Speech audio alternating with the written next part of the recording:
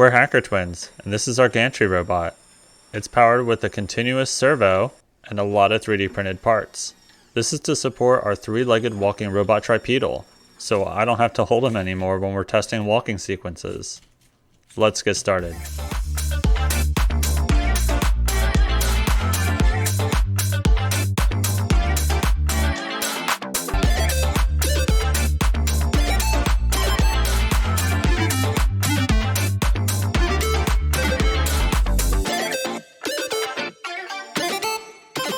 Like and subscribe.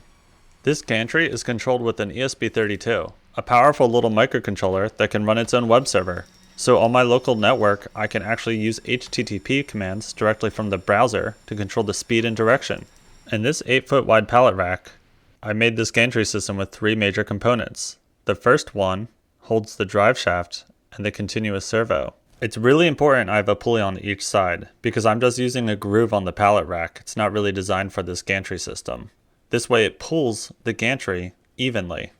The third and final piece for this gantry system is what I install first. And I use the default T-channel hardware to try and screw it into the pallet rack, but it doesn't line up at all. I'm gonna have to do something custom. So I 3D print my own bracket.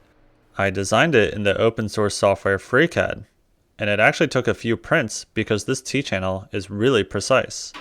It fits perfect. The T-channel is sitting on top of the metal lip, and the holes in the 3D printed bracket are perfectly centered.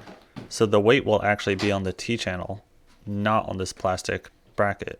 I bought all this stuff on Amazon, but I probably could have saved some money if I used JLCMC, but we'll talk about that later.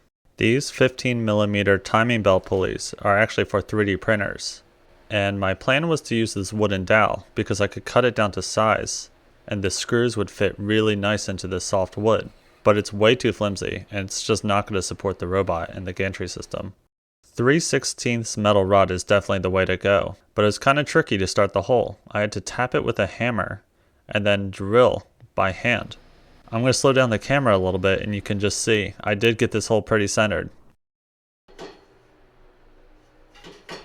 I'm not even 3D printing this with nylon yet, so to make sure it's as strong as possible, I'm making the hole in this gear tight.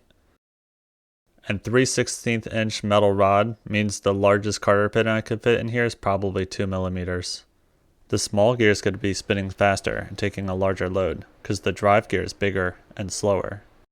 It took a lot of 3D printed brackets, bearings, and hardware to get this project put together, and a lot of it came from JLCMC, a mechatronics marketplace and supplier.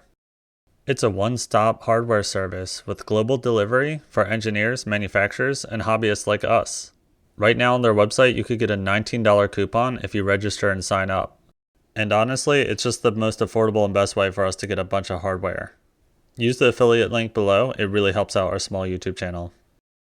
This project took a lot longer than I thought it would. It was a lot of 3D printed parts and a bunch of small adjustments when actually assembling the gantry system. But it'll be really important for our walking robot tripedal, because I can't have him walking on my desk, but I need to be able to sit at my computer and control him as I'm figuring this out. Eventually, I think it'll be an automated system, and tripedals could use machine learning to walk all on his own. Don't forget to like and subscribe. Hacker Twins out.